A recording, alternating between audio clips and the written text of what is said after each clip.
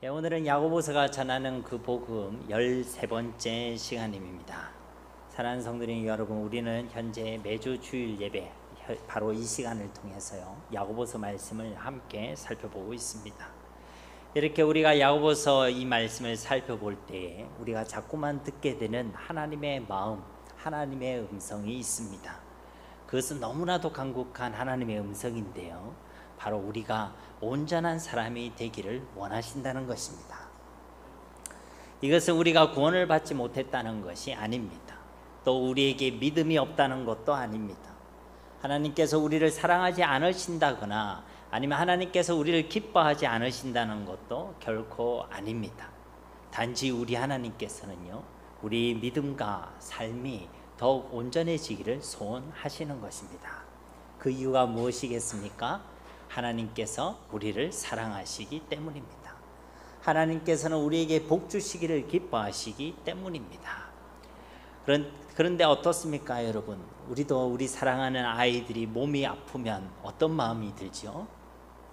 또 우리 아이들이 뭔가를 제대로 해야 되는데 그렇게 하지 못할 때 우리는 어떤 마음이 듭니까? 사랑하지만요, 속상하지요. 너무나도 소중하기 때문에, 너무나도 사랑하기 때문에 더 마음이 아픈 것입니다. 내 자녀가 잘 되고 바르게 자라났으면 좋겠는데 내 사랑하는 그 자녀가 온전하지 못할 때 마음이 아프고 속상하다는 것입니다. 이와 똑같은 것입니다. 하나님께서도 우리의 연약함을 볼 때에, 우리의 부족함을 볼 때에, 우리의 실패와 넘어짐을 볼 때에 우리 하나님께서는 너무나도 부족하고 약한 우리를 사랑하시지만 동시에 이런 우리에 대해서 안타까워하시고 아파하시고 속상해 하신다는 것입니다. 무엇 때문이라고요?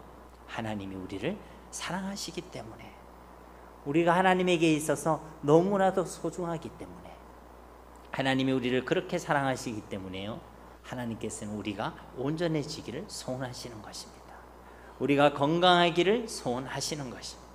우리가 날마다 그 제자리에 있기보다는 우리가 조금 더 괜찮은 하나님의 사람으로 변화되기를 원하시는 것입니다.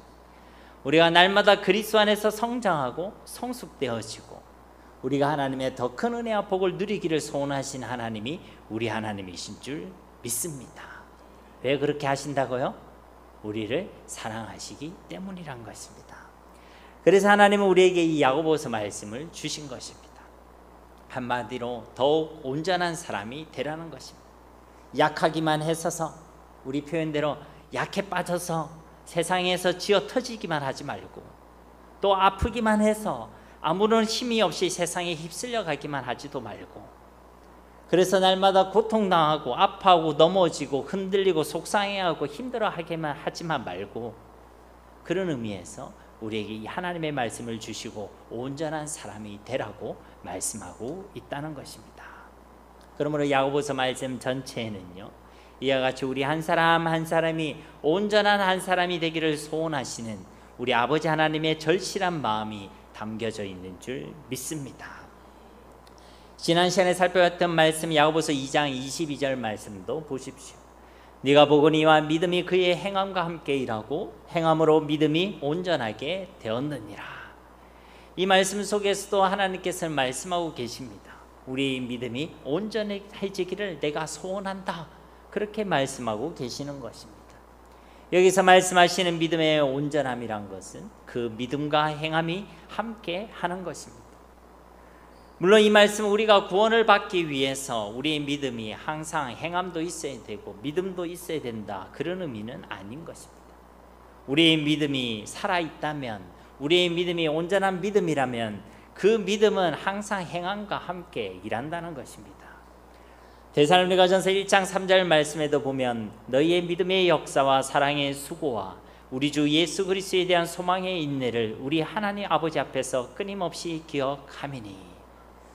이 말씀은 바울이 데살로니가 교회에게 전한 그 말씀 중 일부의 말씀입니다. 여기 표현해 보면 너희의 믿음의 역사와, 이것을 세번역 성경에 보면 너희의 믿음의 행위와로 번역되어져 있습니다. 즉 믿음에는 행위가 반드시 따르게 되어 있다는 것입니다. 살아있는 믿음, 건강한 믿음, 온전한 믿음이 바로 우리의 믿음이라면 그 믿음에는 행함이 반드시 따라오게 되어 있다는 것입니다. 믿음과 행함이 결코 따로일 수가 없다는 것이죠. 믿음이 있으면 그 믿음에 행함이 따르게 되어 있는 것이고, 사랑이 있으면 그 사랑의 수고가 따르게 되는 것이고, 소망이 있으면 그 소망의 인내가 따르게 되어 있는 것입니다. 그래서 자꾸만 말씀드리는 것입니다. 신앙은 우리의 노력과 열심의 영역이 아니란 것이죠. 그것이 필요 없다는 것이 아니라 그것도 중요하지만 신앙의 본질은 하나님께서 주시는 은혜의 영역인 줄 믿습니다. 그러니까 우리에게 하나님의 은혜 가운데 믿음과 신앙이 분명하고 또 그것이 살아있고 온전하면 그 믿음의 증거가 삶 가운데 반드시 나타나게 되어 있다는 것입니다. 그래서요, 하나님께서는 우리의 믿음이 더욱 온전해지기를 소원하시는 것입니다. 그래서 우리의 삶 가운데 더 많은 증거를 경험하고 더 많은 증거를 나타내기를 소원하신다는 것입니다. 어떤 분들은 신앙은 신앙이고 삶은 삶일 뿐이다, 이렇게 이야기하는 사람이 있습니다. 신앙과 삶이 서로 다른 영역이다 라고 이야기하는 사람이 있다는 것이죠. 이것은 맞는 말입니까? 아니면 틀린 말입니까? 잘 모르겠습니까? 이것은 틀린 말이죠. 오히려 성경은 신앙과 삶이 결코 따로일 수 없다라고 증거하고 있습니다. 이것이 따로 있을 경우에 이제는 서로가 당황스러운 것입니다. 말씀을 심었으면 말씀의 열매가 나타나야 되고, 사랑을 심었으면 사랑의 열매가 나타나야 되고, 믿음으로 심었으면 그 믿음의 열매가 맺어지는 것이 당연한데, 마치 콩을 심었는데 팥이 나고 팥을 심었는데 콩이 나고, 만약 그렇게 된다면 어떻겠습니까? 당황스러운 것이죠. 우리가 믿음으로 심었는데 불신앙의 열매가 나타나고, 우리 가운데 믿음이 있다고 하는데 우리의 삶 가운데 행함의 열매가 맺어지지 않는다, 그러면요 당황스럽니다. 여러분 어떠십니까? 많이 당황스러우십니까? 그래서 말씀드리는 것이죠. 신앙과 삶이 따로이면요 서로가 당황스럽다는 것입니다. 분명히 교회에서는 믿음을 이야기하고 사랑을 이야기하고 하늘 소망을 이야기하는데, 삶으로 돌아가서는 불신앙을 이야기하고 인본주의를 이야기하고 세상의 소망을 이야기하고 사랑하지 못하고 미워하고 시기하고, 그러면요 서로가 당황스럽다는 것입니다. 서로라는 것은요 다른 사람도 당황스럽고 나도 당황스럽고 하나님도 정말 당황스럽다는 것이죠. 사랑하는 성도님 여러분, 믿음과 삶, 이것은요 결코 따로일 수가 없습니다. 야고보서 1장 22절 말씀에도 너희는 말씀을 행하는 자가 되고 듣기만 하여 자신을 속이는 자가 되지 말라. 자꾸만 믿는다고 하면서 삶은 믿음이 아니고 말도 믿음이 아니고 이것은 스스로를 기만하고 속이는 것이라는 것입니다. 우리의 믿음이 어떠한가에 따라서 우리의 삶의 방향과 삶의 내용이 결정이 되는 줄 믿습니다. 야고보서 2장 14절 말씀과 같이 온전하지 않는 믿음, 죽은 믿음은 아무런 역사하는 힘도 없고 어떠한 믿음의 유익도 경험할 수 없습니다. 여러분한테 누군가 질문하는 거예요. 예수님 믿으니까 어떤 유익이 있습니까? 예수님 믿으니까 무엇이 그렇게 좋습니까? 그런데 만약 우리의 믿음이 온전하지 않고 죽은 믿음이라면 그 어떤 믿음의 유익도 경험할 수 없다는 것입니다. 할 말이 없는 것이죠. 밥 먹을 때 기도하는 거, 주일날 교회 가는 거, 예배 드리니까 기쁜 거, 뭐 이 정도 말고는 이야기할 게 없다는 것이죠. 그럼 다른 사람이 우리를 부러워하겠습니까? 아, 별거 없네, 이렇게 생각하겠습니까? 별거 없다고 생각하는 거예요. 예수님 믿어도 참 별거 없구나, 예수님 믿어도 참 유익이 없구나. 하나님이 문제가 있는 겁니까? 아니면 내가 문제가 있는 것입니까? 나의 믿음이 살아있지 못한다면, 나의 믿음이 온전하지 못한다면 우리는 그 믿음의 어떤 유익도 경험할 수가 없다는 것이죠.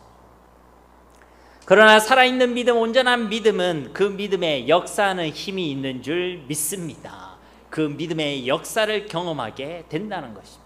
믿음이 있기 때문에 경험하게 되는 영적인 큰 유익을 경험할 수 있게 된다는 것입니다. 그 그 믿음 때문에 세상을 이기게 되는 것이고, 그 믿음을 통해 하나님의 놀라운 역사와 기적을 경험하게 되는 것이고, 그 믿음 때문에 우리가 변화되고 성장되고 성숙되어지는 하나님의 역사를 경험하게 되는 것이고, 그 믿음 때문에 세상이 줄 수 없는 하나님만이 줄 수 있는 그 신령한 은혜를 누리게 되는 줄로 믿습니다. 그러니까 살아있는 믿음을 가진 사람은 이런 유익을 경험하고 있으니까요, 다른 사람에게 이런 이야기를 할 수 있는 거예요. 그럼 다른 사람이 그 얘기를 듣고 별거 없다고 생각합니까? 무슨 그런 일이 있노? 하라고 생각하겠습니까? 당연히 후자 쪽이겠죠. 그렇기 때문에 하나님께서도요, 정말로 간절히 간곡히 우리의 온전함을 소원하시는 줄 믿습니다. 그러므로 믿는다고 하면서 그 믿음의 행위가 없거나, 사랑하노라 하면서 그 긍휼의 행함이 없거나, 이렇게 따로 노는 신앙이 아니라 진짜 온전한 믿음으로 자라나고 성숙해지는 우리 모두가 되기를 주님의 이름으로 축복합니다. 그런데 만약 이렇게 우리 가운데 따로 노는 모습이 있다면 우리는 어떻게 해야 하겠습니까? 그래서 야고보서 말씀은 이렇게 흩어진 교회들, 곧 이 땅을 사랑하는 우리 모두들에게 그 따로 노는 신앙과 삶이 있다, 그것이 무엇인지를 구체적으로 꼭 집어내어서 말씀해주고 계시는 것입니다. 그 첫째가 지난 시간에 살펴보았던 긍휼의 마음이었죠. 이미 그리스도의 사랑을 받은 너희가, 그래서 서로를 사랑함으로 이제 예수님의 제자임을 증명해야 되는 너희가 정작 서로를 사랑하지 못하고 서로를 판단하며 서로를 비방하고 있다라고 말씀하고 있는 것입니다. 주님은 그 주님의 기준대로 우리를 외모와 행위로 판단하지 않으시고, 우리 죄와 허물을 덮어주시고 용서하여 주시고, 우리를 위해 저 십자가에서 죽기까지 하시면서 그렇게 우리에 대한 사랑을 확정해 주셨는데, 그 사랑을 받은 우리, 그 은혜를 받은 우리, 그 사랑과 은혜로 자격이 없는 죄인데 우리가 하나님의 자녀가 되는 그 놀라운 권세를 받게 되었는데, 그럼에도 불구하고 그 사랑을 안다고 하는 자들이, 그 사랑을 받았다고 하는 교회가 여전히 자기들만의 기준을 가지고 사람을 판단하고 비방하며 차별하여 그렇게 사람을 대하고 있었다는 것입니다. 이것이 바로 지난 시간까지 살펴보았던 야고보서 2장의 말씀 아니었습니까? 하나님의 기준은 사랑이었고 그 약속하신 말씀이었습니다. 그래서 우리를 사랑하셨고 우리를 구원하셨습니다. 왜 우리를 사랑하셨고 왜 우리를 용서해 주셨다고요? 우리가 잘해서요? 우리에게 자격이 있어서요? 그럴 만해서요? 아닙니다. 하나님의 사랑 때문입니다. 하나님의 약속하신 말씀 때문인 줄 믿습니다. 그렇다면 그 사랑을 받은 우리, 그 하나님의 형상대로 지원받은 우리, 그 하나님의 사랑을 받았다는 우리 역시도 우리의 기준은 예수 그리스도의 사랑이고 예수 그리스도의 말씀이 되어야 할 줄 믿습니다. 그래서 자꾸만 야고보서는 우리를 향해 너희 속에 심어진 말씀을 온유함으로 받으라 라고 말씀하고 있다는 것입니다. 나의 기준으로 사람을 판단하지 말고 상황을 판단하지 말라는 것입니다. 오직 하나님의 말씀으로, 그 말씀을 온유함으로 받아들이는 그 믿음으로 우리는 여러 가지 시험들을 바라보고 해석하고 인내하며 그 시험을 대하여야 할 줄 믿습니다. 하나님의 그 말씀을 기준으로 사람을 바라보고 사람을 대하며 사람을 사랑해야 할 줄 믿습니다. 그래서 하나님 계속 말씀하시는 거예요. 우리 속에 하나님의 말씀을 심겨두셨다. 그리고 그 말씀을 온유함으로 받아들이라. 그리고 두 번째로 우리의 온전함이 필요한 것은 바로 우리의 말입니다. 그래서 야고보서 1장 26절 27절 말씀에도 하나님의 말씀을 온유함으로 받은 자들에게는 세 가지 참된 경건의 열매가 맺어진다고 말씀드렸죠. 그 두 번째가 바로 자기 혀에 재갈을 물리는 온전한 말이라고 말씀하고 있는 것입니다. 아예 야고보서는 오늘 우리가 봉독한 말씀 2절 말씀과 같이 말에 실수가 없는 온전함이 있는 사람이야말로 진짜 온전한 사람이라고 정의하고 있는 것입니다. 오늘 주시는 이 말씀을 통해 이러한 온전함이 우리 가운데, 우리의 말 가운데 있기를 다시 한번 주님의 이름으로 축복합니다. 오늘 우리가 봉독한 말씀 중에 1절과 2절 말씀, 2절 말씀을 함께 살펴보려고 합니다. 1절 말씀 우리 함께 봉독하겠습니다. 내 형제들아, 너희는 선생된 우리가 더 큰 심판을 받을 줄 알고 선생이 많이 되지 말라. 아멘. 1절 말씀에서 야고보서는요, 먼저 선생이 많이 되지 말라라고 말씀합니다. 이것은 선생, 교사라는 그 직분이 필요 없다 이렇게 말씀하시는 것은 아닙니다. 어떤 분들은 자꾸 이런 성경 구절을 가지고 오늘날 교회는 직분이 필요 없다라고 이야기하시는 분들도 있습니다. 그런데 성경 말씀에는 분명히 각약 은사에 따라 하나님께서 주시는 직분이 있다라고 명시되어 있습니다. 그러므로 직분이 필요 없다라는 직분 폐기론이나 아니면 직분 무용론을 주장하는 것은 옳지 않다는 것입니다. 오늘 말씀도 자세히 보시기 바랍니다. 선생과 교사라는 직분이 필요 없다면 아예 선생이 되지 말라, 교사가 되어서는 안 된다라고 말씀해야 되겠죠. 그런데 오늘 말씀은 아무도 교사가 되지 말라, 하지 말라가 아니라 선생이 많이는 되지 말라, 선생이 많이 되려고 하지 말라라고 말씀하고 있다는 것입니다. 그런데 왜 오늘 이 야고보서는 이런 말씀을 하고 있는 것일까요? 우리가 알고 있다시피 이 교사라는 직분은 하나님께서 세우신 복된 직분 중 하나인 줄 믿습니다. 고린도전서 12장 28절 말씀에도 하나님이 교회 중에 몇을 세우셨으니 첫째는 사도요, 둘째는 선지자요, 셋째는 교사요, 그 다음은 능력을 행하는 자요, 그 다음은 병 고치는 은사와 서로 돕는 것과 다스리는 것과 각종 방언을 말하는 것이라. 그러니까 이 교사라는 이 직분은 사람이 세우는 것이 아니란 것입니다. 어떤 단체가 세우는 것도 아니란 것입니다. 오늘 이 고린도전서 말씀처럼 바로 하나님께서 친히 세우신 직분인 줄 믿습니다. 그런데 왜 이 야고보는요, 이렇게 하나님께서 친히 세우시는 이 직분, 이런 교사가 많이 되려고는 하지 말라라고 말씀하고 있는 것입니다. 하나님께서 세우신 직분이라면 너희는 어떻게든 교사가 되려고 해라, 선생이 되려고 해라 이렇게 말씀하셔야 되는데 왜 이 교사가 되려고 하지 마라 이렇게 말씀하시느냐는 것입니다. 우선 이 말씀 마태복음 23장 8절에 예수님 말씀을 생각나게 합니다. 마태복음 23장 8절 말씀에 그러나 너희는 랍비라 칭함을 받지 말라, 너희 선생은 하나요 너희는 다 형제니라. 예수님께서도 너희는 랍비라 칭함을 받지 말라라고 말씀하십니다.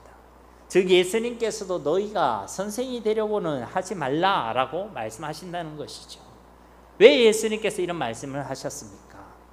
이 앞에 마태복음 23장 2절과 3절 말씀에 보면 서기관들과 바리새인들이 모세의 자리에 앉았으니 그러므로 무엇이든지 그들이 말하는 바는 행하고 지키되 그들이 하는 행위는 본받지 말라. 그들은 말만 하고 행하지 아니하며, 즉 그들은 말만 하고 행하지 않는다는 것입니다. 말과 행함, 믿음과 신앙이 분리되어 있는 자들이었다는 것이죠. 그런데 이어진 7절 말씀에 보면 시장에서 문안받는 것과 사람에게 랍비라 칭함을 받는 것을 좋아하느니라. 그럼에도 불구하고 그들은 사람들에게 랍비라 칭함을 받는 것을 좋아했다는 것이죠. 선생이 되기를, 교사가 되기를 좋아했다는 것입니다. 이런 맥락에서 그 다음에 이어진 말씀이 너희는 선생이 되려고 하지 말라라고 말씀하셨다는 것이죠.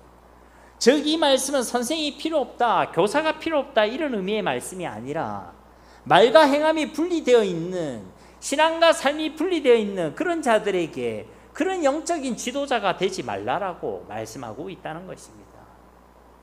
그리고 이와 같은 이 예수님의 말씀은 지금 우리가 살펴보는 이 야고보서의 말씀과 내용이 같은 맥락에서 우리가 볼 수 있는 것이죠. 믿음과 행한, 신앙과 삶이 결코 분리되어서는 안 된다라고 말씀하고 있는 이 야고보서의 의미와 같다라는 것입니다. 그래서 아마도 이 야고보는 그의 형이었던 이 예수님의 말씀을 염두에 두었을 것입니다. 그리고 그와 같은 맥락으로 이 말씀을 인용하고 있는 것이죠. 왜냐하면 야고보서의 수신자라고 할 수 있는 당시에 흩어진 교회들 속에서도 이런 문제들이 있었기 때문입니다. 믿는다고 하면서 그 믿음의 행함과 순종함은 전혀 없는 사람들이 있었다는 것입니다. 사랑한다고 말하면서 사랑의 행함과 헌신과 수고는 전혀 없는 자들이 있었다는 것입니다. 우리가 누군가를 사랑하면 그 사람을 섬기게 되어 있죠. 그리고 그 섬김조차도 즐거움이 되는 줄로 믿습니다. 하나님을 사랑한다 했으면 하나님에 대한 헌신과 수고가 있게 되어 있는 것이고, 내가 누군가를 사랑한다 했으면 그 사람에 대한 헌신과 수고가 있게 되어 있다는 것입니다. 그런데 말은 사랑한다는데 그 사랑에 어떤 행위도 없는 자들이 있었다는 것입니다. 그럼에도 불구하고 이런 자들이요, 선생이 되려고 했다는 것이죠.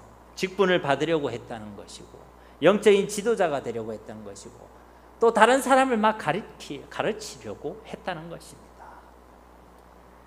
꼭 그런 영적 지도자를 향해서뿐만 아니라 그와 같이 믿음과 삶이 분리되어 있는 기형적인 신앙생활을 하고 있던 그 모든 그리스도인들을 향해서 이와 같이 말씀하고 있는 것입니다. 말뿐인 신앙, 행함이 분리되어 있는 신앙, 그런 죽은 신앙과 온전치 못한 신앙을 가진 그런 그리스도인들이 되려고 하지 말라라고 경고하고 권면하고 있는 것입니다. 즉 너희는 선생이 되려고 하지 말라는 이 말씀 역시도 우리의 온전함을 기대하고 소원하시는 우리 하나님의 간절한 마음이 담겨져 있는 줄 믿습니다. 왜냐하면 그런 그리스도인들에게는 오늘 말씀대로 하나님의 심판이 있기 때문입니다. 그것도 더 큰 심판이 있다는 것입니다. 예수님을 믿노라 하면서 그 믿음의 행위가 없는 사람, 사랑하노라 하면서 그 사랑의 성김과 헌신이 없는 그런 삶에 더 큰 심판이 있다. 몰랐으면 모르겠지만 우리 하나님의 사랑을 알고 받은 자들인데 그 사랑에 합당한 삶을 살아내지 못하는 우리를 향해 더 큰 심판이 있다라고 권면하고 계시다는 것입니다. 그만큼 교사라는 직분이 중요하다는 것이죠. 필요 없다, 없어도 된다가 아니라 그만큼 중요하다는 것입니다. 가르치는 위치에 있는 사람들의 역할이 그만큼 중요하다는 것입니다. 교회에서는 담임 목사인 저의 위치, 역할이 정말 중요하다는 것이고, 또 교회를 위해 그리스도의 몸된 이 교회를 위해 부름받은 우리 중직자님들, 장로님, 권사님, 안수집사님 등의 직분자들의 역할이 중요하다는 것입니다. 셀 목장에서는 셀 목자와 섬김의 역할이 중요하다는 것이고, 가정에서는 당연히 영적 부모들의 역할이 중요하다는 것입니다. 영적 부모란 것은 믿음을 가진 사람들을 의미하는 것이죠. 당연히 아빠와 어머니가 믿음을 가지고 있으면 그 부모가 영적 부모의 역할을 감당해야 할 것입니다. 그런데 만약 부모님은 믿지 않고 자녀된 내가 믿고 있다, 그러면 내가 영적인 부모의 역할을 감당해야 한다는 것이죠. 만약 아내가 믿지 않고 있는데 내가 믿고 있다, 그럼 남편 된 내가 영적 부모가 되는 것입니다. 반대로 남편은 믿지 않고 있거나 신앙은 별로 없는데 내가 믿음과 신앙이 있다, 그러면 내가 영적 부모의 역할을 해야 한다는 것입니다. 우리가 그렇게 영적 부모로서 그들을 사랑하고 품어주고 기다려주고 그들을 양육하고 가르치고 지키게 해야 한다는 것이죠. 하나님께서는 우리에게 우리의 자녀들을 향해 영어와 수학을 얼마나 가르쳤느냐 이런 질문 안 하십니다. 자녀들이 얼마나 돈을 많이 벌게끔 도와줬느냐 이런 질문 안 하십니다. 내 자녀가 하나님을 믿도록 하나님을 경외하도록 너는 무엇을 했느냐, 그것을 물으신다는 것이죠. 그런데 여기서 중요한 것은 이러한 신앙의 교육은요, 말로 이루어지는 것이 아닙니다. 삶을 통해서 이루어지는 줄 믿습니다.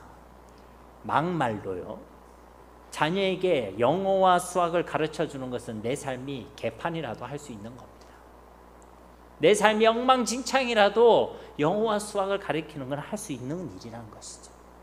그런데 인격과 인품과 삶의 예절과 예의와 건강한 삶의 습관을 가르쳐주는 것은요, 말로만 할 수 있는 것이 아닙니다.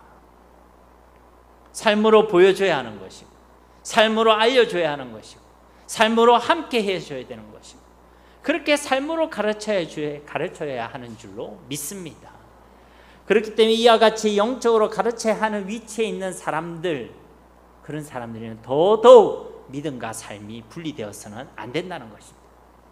교회에서는 너무나도 좋은 권사님이고 집사님인데 집에서는 이와는 완전히 다른 아빠고 엄마이고, 그래서 흔히 우리가 자주 듣는 말이 있지 않습니까? 우리 엄마는 교회에만 있으면 좋겠습니다. 우리 남편은 교회에만 있으면 좋겠습니다. 다른 곳에는 전혀 다른 남자고 그녀이고 하면요, 결코 안 된다는 것이죠. 그러므로 영적 부모의 위치에 있는 사랑하는 성도님 여러분, 더 큰 심판이 있음을 알고 말과 행위가 따로 놀고 믿음과 삶이 따로 놀고 하는 그런 교사가 되려고 하지 마시고 정말 온전한 믿음을 가진 하나님의 사람들이 되시기를 주님의 이름으로 축복합니다. 특별히 이 야고보서 3장의 말씀은요, 우리의 입술에 말과 관련된 말씀입니다. 그래서 또 우리 보고 선생이 많이 되지 말라라고 말씀하시는 것입니다. 즉 선생이 되지 말라라는 이 말씀의 첫 번째 의미가 예수님께서 경고하신 말씀대로 말과 행위가 분리되어 있는 그런 기형적인 사람이 되지 말라. 특별히 영적 지도자, 영적 부모의 위치에 있는 사람은 더더욱 그런 온전치 못한 믿음을 가진 사람이 되려고 하지 말라라는 경고의 의미였다면, 두 번째 의미는 실제로 교사와 선생이 되는 것을 주의하라라는 의미의 말씀이란 것입니다. 왜냐하면요, 이 교사라는 직분이 실제로 말을 많이 하는 직분입니다. 당연한 이야기지만 우리가 말을 많이 하면 많을수록 그 말에 실수가 있을 확률이 높아지게 되는 것이죠. 이런 의미에서 선생이 되려고들 하지 말라라는 이 말씀은요, 말을 많이 하려고 하지 말라, 말을 아끼라라는 그런 의미로 이해할 수 있는 것입니다. 사랑하는 성도님 여러분, 야고보서 1장 19절 말씀에 내 사랑하는 형제들아 너희가 알지니 사람마다 듣기는 속히 하고 말하기는 더디하며 성내기도 더디하라. 이 겉면의 말씀대로 생각나는 대로 말하고 자기 감정대로 쉽게 말하고 자기 판단대로 속히 말하는 것은 그리스도인의 말하기가 아니란 것입니다. 자기 입에 재갈을 물려서 듣기는 속히 하되 말하기는 더디하는 말의 온전함이 우리 가운데 있어야 될 줄 믿습니다. 바로 이런 의미를 잘 함축한 말씀이 오늘 본문 말씀의 2절의 말씀이죠. 2절 말씀 다시 한번 우리 함께 봉독하겠습니다. 우리가 다 실수가 많으니 만일 말에 실수가 없는 자라면 곧 온전한 사람이라 능히 온몸도 굴레 씌우리라. 아멘. 여기서 그 하나님의 간절한 소원인 이 온전함이라는 이 단어가 이 2절 말씀에도 등장하고 있죠. 어떤 사람이 온전한 사람입니까? 서두에도 말씀드렸듯이 당연하게도 그 믿음이 성숙한 사람이겠죠. 그리스도 안에서 변화를 경험한 사람일 것입니다. 그의 삶을 볼 때 예수님이 보이는 사람이겠죠. 그 사람을 봤더니 제가 보이고 세상이 보이고 하는 그런 사람이 아니라 그 사람을 봤더니 예수님이 보이고 예수님의 사랑이 보이고 예수님의 능력이 나타나는 사람, 그렇게 예수님으로 충만한 사람이 바로 온전한 사람인 줄 믿습니다. 이를 야고보서에서는 첫째로 누가 온전한 사람이냐, 야고보서 1장 4절 말씀에 인내를 온전히 이루라 이는 너희를 온전하고 구비하여 조금도 부족함이 없게 하려 함이라. 즉 온전한 사람이란 것은 여러 가지 시험 가운데서도 온전히 기뻐하고 온전히 인내하는 사람, 그리하여 온전하고 구비하여 조금도 부족함이 없는 사람이 바로 온전한 사람이라고 정의하고 있는 것이죠. 그리고 두 번째로는 지난 시간에 살펴본 야고보서 2장 22절 말씀과 같이 믿음과 행함이 따로 놀지 않는 사람, 결코 믿음, 신앙과 삶이 따로 놀지 않는 사람, 믿음이 있으면 진짜 그 믿음의 행함도 있고 긍휼이 있으면 긍휼의 행함도 있고 소망이 있으면 진짜 그 소망의 인내를 이루는 사람, 바로 그 사람이 온전한 사람이라고 말씀하고 있다는 것입니다. 이러한 온전한 믿음과 삶이 우리 가운데 있기를 다시 한번 주님의 이름으로 축복합니다. 그리고 세 번째로 온전한 사람은 오늘 말씀과 같이 그 말에 실수가 없는 사람이란 것입니다. 즉 어떠한 상황과 심지어 모든 시험 가운데서도 말에 실수가 없는 바로 그 사람이 능히 온 몸과 모든 삶을 제어하고 다스릴 수 있는 온전한 사람이라고 오늘 이 말씀이 증언하고 있다는 것입니다. 그러므로 우리 모두의 말들 속에 실수가 없게 되기를 주님의 이름으로 축복합니다. 우리가 함께 읽었지만 개역개정 성경에는 우리가 다 실수가 많으니 만일 실수가 없는 자라면 곧 온전한 사람이라 이렇게 번역되어 있죠. 그런데 이 실수하다라는 이 헬라어 동사의 의미는요, 비틀거리다, 걸려 넘어지다 그런 의미를 가지고 있습니다. 즉 다른 사람을 향해 사용될 때는 다른 사람으로 하여금 비틀거리게 만들고 걸려 넘어지게 만들고 그런 의미를 가지고 있다는 것이고, 자기를 향해 사용될 때는 스스로 자기 자신이 비틀거리고 걸려 넘어지는 것을 의미한다라는 것입니다. 그렇기 때문에 오늘 말씀같이 실수하다라는 이렇게 번역해도 아무런 문제는 없지만 걸려 넘어진다라는 이 단어의 본래 뜻을 더 잘 표현하려면요, 실족하다라고 번역하는 것이 더 적절하다 할 수 있을 것입니다. 즉 실수라는 단어보다 실족이라는 단어가요, 걸려 넘어지다는 이 의미를 잘 드러내기 때문이란 것이죠.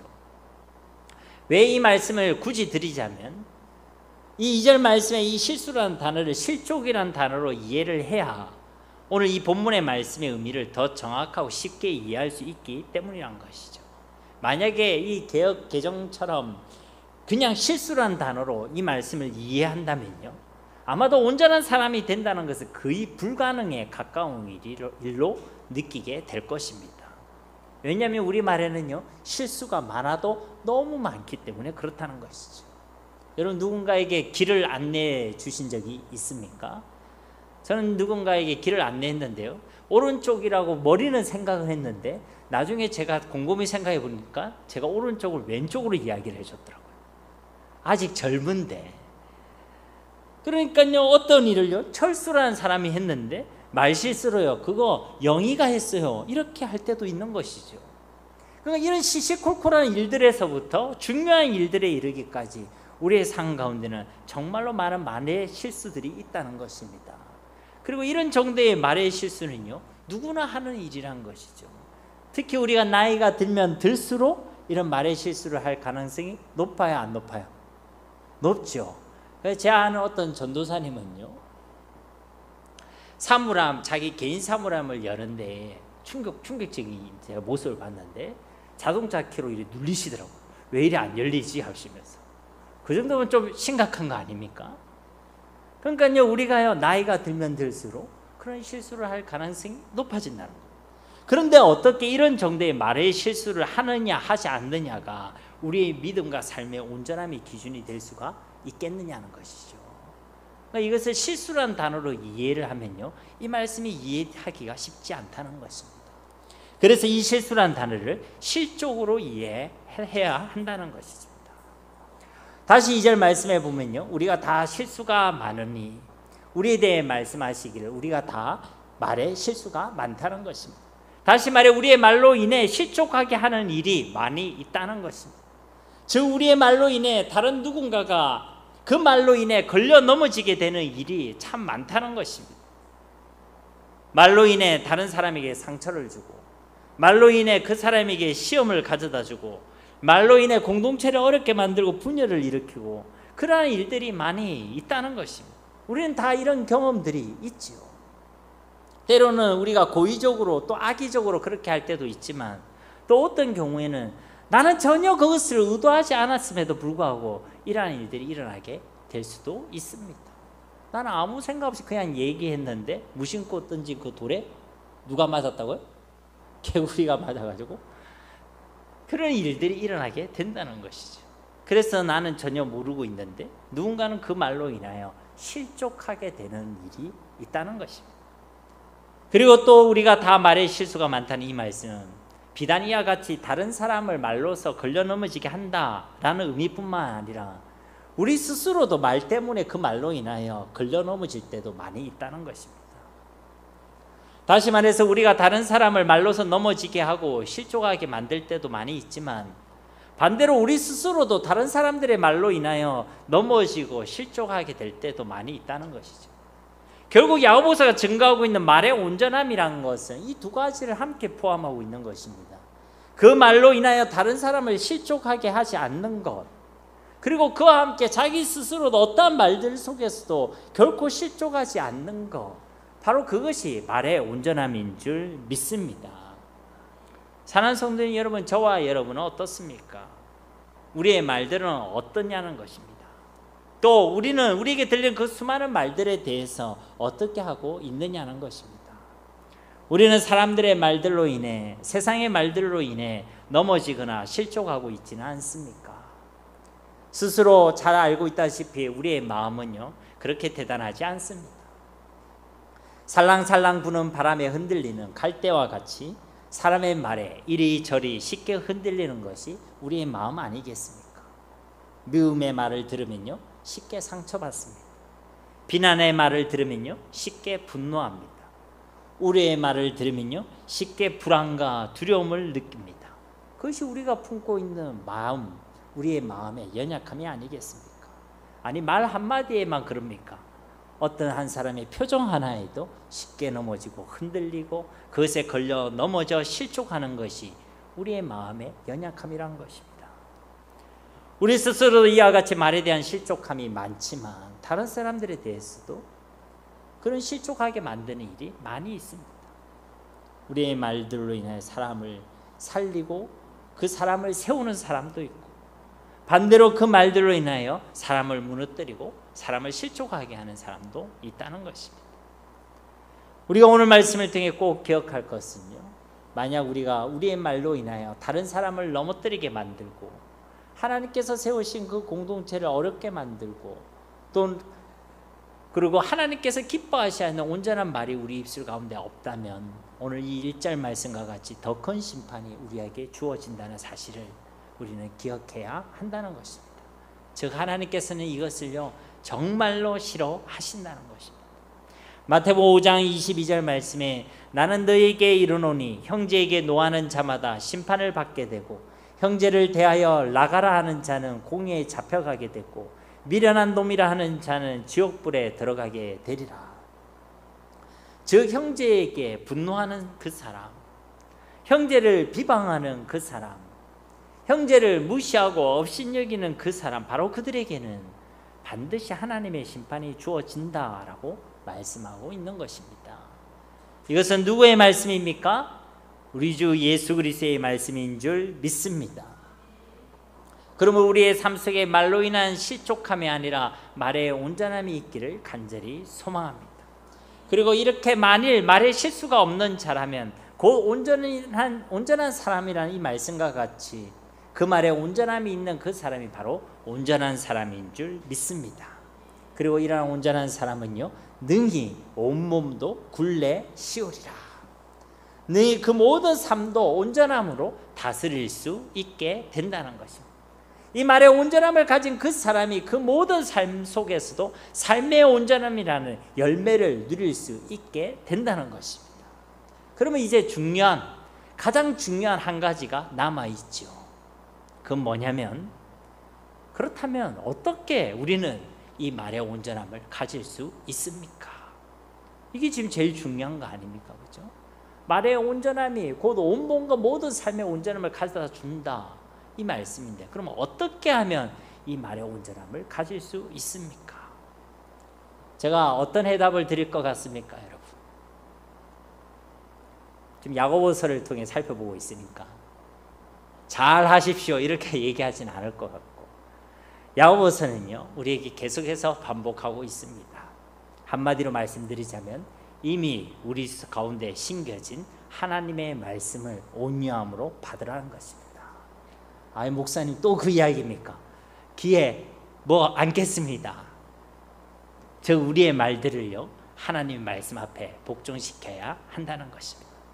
말이라는 것은요 우리의 마음과 생각의 표현입니다. 우리의 마음과 생각에 무엇이 있는가에 따라 그 말들이 달라지게 된다는 것이죠. 우리의 마음이 미움과 분노로 사로잡혀 있으면요 자꾸만 미움의 말, 분노의 말이 나가게 되어 있습니다. 우리의 마음이 다른 사람을 해하려거나 사기치려고 하는 그런 마음으로 가득 차 있으면요 자꾸만 사기꾼과 같은 말을 하게 되어 있는 것입니다. 안 이쁜데 막 이쁘다 그러고, 이거 해가 안 되는데 막 아무 소용이 없는데 이거 먹으면 건강해진다고 이야기하고, 우리의 마음이요 세상에 사로잡혀 있으면 자꾸만 세상의 말들을 쏟아내게 되어 있는 것입니다. 그러므로요 우리는 우리 속에 하나님의 말씀으로 채워야 될 줄 믿습니다. 하나님께서 우리 가운데 심겨주시는 그 말씀을 온유함으로 받아서 우리의 마음과 생각이 하나님의 말씀에 사로잡혀야 할 줄 믿습니다. 이건 가만히 있는다고 되어지는 것이 아닙니다. 우리가 자꾸만 하나님의 말씀을 가까이 해야 할 줄 믿습니다. 요한계시록 1장 3절 말씀 우리 함께 읽도록 하겠습니다. 이 예언의 말씀을 읽는 자와 듣는 자와 그 가운데 기록한 것을 지키는 자는 복이 있나니 때가 가까움이라. 아멘. 이 말씀과 같이요 우리는 자꾸만 그 말씀을 읽어야 하는 것입니다. 자꾸만 그 말씀을 들어야 하는 것입니다. 그 가운데 주시는 그 말씀을 지키고 순종해야 할 줄로 믿습니다. 그렇게 하나님의 말씀을 가까이 하고 그 말씀으로 우리의 심령을 채우고 또 그 말씀을 온유함으로 받아 행함으로 그 말씀에 사로잡혀야지만 우리의 말에도 온전함이 있게 되는 줄로 믿습니다. 그리고 말씀에 사로잡힌 자는요, 말씀을 사모합니다. 말씀을 사모하는 사람은요, 그 말씀을 읽어나갑니다. 말씀을 읽고 듣고 그 말씀을 행하는 자리로 나아가게 되는 줄 믿습니다. 언제나 우리를 살리는 것은요, 하나님의 말씀입니다. 그래서 야고보서 1장 21절 말씀에도 하나님의 말씀은 능히 우리를 구원하는 능력이 있다라고 증거하신 것입니다. 우리를 살리는 것은요, 하나님의 말씀이란 것이죠. 오직 하나님의 말씀, 예수 그리스도의 복음의 말씀이 우리를 구원하시는 하나님의 능력이 되는 줄 믿습니다. 그렇기 때문에요, 사람을 살리는 말도, 사람을 실족하게 하지 않는 말도, 사람을 세우는 말도, 공동체를 세우는 말도 오직 하나님의 말씀을 통해서만 가능한 줄 믿습니다. 우리에게 들리는 수많은 말들 속에서 자신을 지켜내고 스스로 실족하기 위해서도요, 우리의 마음과 생각이 오직 하나님의 말씀에 사로잡혀야 하는 줄 믿습니다. 그런 사람은 흔들리지 않습니다. 상황이 좀 안 좋고 환경이 좋고 힘들어도 말씀에 사로잡힌 사람은요, 흔들리지 않습니다. 왜냐하면 말씀은요, 변함없이 이야기하는 거예요. 내가 너와 함께한다. 내가 너를 사랑한다. 내가 너를 죽을 때까지 인도한다. 말씀에 사로잡힌 사람은요, 흔들리지 않는 것입니다. 그래서 우리는 하나님의 말씀을 가까이 하고 그 말씀으로 우리의 심령을 채우고 그 말씀을 온유함으로 받아 그 말씀에 우리의 말을 복종시켜야 할 줄 믿습니다. 이것을요, 야고보서에서는 우리의 입과 혀에 재갈을 물리는 것이다 라고 말씀하고 있는 것입니다. 여러분, 재갈이 무엇인지 알고 계시지요? 여기서 말씀하고 있는 이 재갈은요, 하나님의 말씀을 의미하는 것입니다. 그러니까 우리의 말씀을 통해 우리는 하나님의 은혜를 구해야 되는 것이고, 말씀을 통해 우리에게 믿음을 주시고 우리의 믿음을 온전하게 하시는 그 하나님의 은혜를 누려야 할 줄 믿습니다. 그렇게 말씀의 은혜로 우리의 삶과 우리의 마음과 생각이 딱 사로잡힐 때 우리의 말도요, 하나님의 말씀의 통치를 받게 되는 것입니다. 그러면 우리의 말들도요, 우리 말들 속에도 하나님께서 주시는 온전함이 있게 되는 줄 믿습니다. 말씀을 맺도록 하겠습니다. 사랑하는 성도님 여러분, 다음 시간을 통해서 더 자세히 살펴보겠지만 겨우 말 하나가 결코 아닙니다. 그 말 하나의 실패를 통해서 우리는 우리의 모든 삶 가운데 실패와 지옥을 경험할 수도 있고, 반대로 그 말의 온전함을 통해서 우리는 우리의 온몸과 모든 삶 속에서 능히 온전함과 하나님의 나라를 경험할 수도 있습니다. 거듭 말씀드리지만 우리를 향한 하나님의 소원은 우리의 온전함입니다. 그리고 이 온전함은 작은 우리의 혀, 바로 우리의 말의 온전함에서부터 시작되게 되는 것입니다. 이런 말의 온전함은 오늘 말씀을 살펴보았지만 두 가지로 드러나게 되는 것입니다. 나는 사람의 말, 세상의 말에 실족하고 있지는 않은지, 나는 나의 말로 인해 다른 사람과 공동체를 실족하게 만들고 있지는 않은지, 그것을 기준으로 우리의 말의 온전함을 점검해야 한다는 것입니다. 간절히 바라고 원하옵기는 우리 가운데 말에 실수가 없는 온전함이 있기를 간절히 소망합니다. 여기에 대한 하나님 주신 방법은요, 우리의 말에 재갈을 물려야 한다는 것입니다. 우리의 말을 결코 가만히 놔두면 안 된다는 것입니다. 우리는 입이 있으면 입이 뚫린 대로 막 이야기를 쏟아내는 사람들입니다. 가만히 놔두면요, 우리는 스스로 실족하고 다른 사람을 실족하게 하는 말을 쏟아낼 수밖에 없게 된다는 것입니다. 그래서요, 우리의 입술에 재갈을 물려야 하는 것입니다. 예전에 섬기던 담임 목사님이 이런 농담을 하셨는데, 우리 여성분들은 그래서 화장을 하실 때 립스틱을 바르면서 오늘도 말 조심, 내일도 말 조심. 남자분들은 안 하니까 양치질하면서 우리의 말에 재갈을 물려야 한다는 것이죠. 그 재갈은요, 다름 아니라 하나님의 말씀입니다. 항상 하나님의 말씀을 가까이 해야 한다는 것이죠. 그 말씀을 읽고 듣고 온유함으로 받아 그 말씀을 지켜 행해야 될 줄 믿습니다. 우리 하나님의 말씀을 온유함으로 받았다는 증거는요, 그 말씀에 순종하는 것입니다. 어느 거 하나만 많이 하는 것은요, 옳지 않습니다. 오히려 기형이 되는 거예요. 읽고 듣고 온유함으로 받아서 지켜 행하게 되기를 간절히 소망합니다. 그렇게 그 말씀이 우리 심령 가운데 채워져서 그 말씀에 우리의 마음과 생각이 사로잡히게 되고, 그러면요, 우리 입술의 모든 말들이 하나님의 말씀에 통제함을 받게 되고, 우리의 모든 말들 속에 하나님 주시는 온전함이 있게 되는 줄 믿습니다.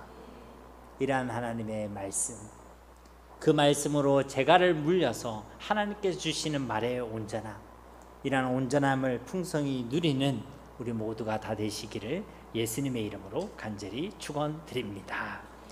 우리 말씀을 기억하시면서 이 시간 함께 기도하기를 소망합니다. 주여, 우리 마음 가운데, 우리 말들 가운데 하나님께서 주시는 온전함이 있기를 원합니다. 우리가 듣는 많은 말들이 있는데 그 말들을 통하여 실족하지 않는 우리가 되게 하시고, 또 우리의 입술의 말을 통하여 다른 사람을 실족하게 만들지 않는 그런 말의 온전함이 우리 가운데 있게 하셨습니다. 그 말의 온전함을 통해 온몸도, 우리의 모든 삶도 온전하게 하시는 하나님의 은혜를 누리게 하옵소서. 혹 우리 가운데 그런 온전함이 없어서 스스로 실족하고 다른 사람을 실족하게 만든 일이 있다면 하나님 나를 용서해 주시고 우리의 말의 온전함으로 나아갈 수 있도록 주여 도와주옵소서. 우리 함께 이 시간 기도하도록 하겠습니다. 살아계신 아버지 하나님, 감사합니다. 오늘도 우리에게 하나님의 귀한 말씀을 주심을 감사드립니다. 우리가 믿는 하나님은 우리를 참으로 사랑하시는 하나님이신 줄 믿습니다. 우리를 소중히 여기시고 우리에게 복 주시기를 원하시는 하나님이신 줄 믿습니다. 그렇기 때문에 우리의 온전함을 소원하신 하나님이신 줄 믿습니다. 그 하나님의 소원대로 우리의 믿음과 신앙과 삶이 더욱더 온전해지기를 간절히 소망합니다. 여러 가지 시험 가운데서도 온전한 인내를 이루는 온전함이 있기를 소망합니다. 말로만 믿는다고 하는 사람들이 아니라 살아있는 믿음으로 그 믿음의 역사를 증명하는 자들이 되어지길 원합니다. 말로만 사랑한다고 외쳐대는 자들이 아니라 그 긍휼의 행함으로 그 사랑의 수고를 아끼지 않는 자들로 살아가길 원합니다. 말로만 저 하나님께만 소망이 있다고 하는 자들이 아니라 결코 나눠지지 않는 온전한 마음으로 보이지 않지만 영원한 저 하늘의 소망을 두는 산 소망으로 살아가는 자들이 되기를 간절히 소망합니다. 주여, 우리 가운데 온전함을 허락하여 주시옵소서. 특별히 우리의 말에 온전함이 있기를 원합니다. 사람의 말에, 세상의 그 어떠한 말에 결코 흔들리지 않고 넘어지지 않는 온전함이 있게 하옵소서. 우리의 모든 말로 인하여 사람이 실족하고 넘어지는 일이 있지 않기를 원합니다. 만약 그런 일이 있다면 주여, 우리의 완악한 입술을 용서하여 주시고 더욱더 우리 가운데 온전함이 있게 하여 주시옵소서. 그래 우리의 말의 온전함을 통하여 사람을 살리고 사람을 세우며 주님의 공동체와 하나님의 나라를 세워가는 일에 종기 쓰임받게 하여 주시옵소서. 말의 온전함이란 참된 경건의 열매를 맺는 우리 모두가 되어질 수 있도록 주님 축복하여 주시옵소서. 우리 가운데 역사하실 하나님을 기대합니다. 감사드리며 예수님의 이름으로 간절히 기도드립니다. 아멘.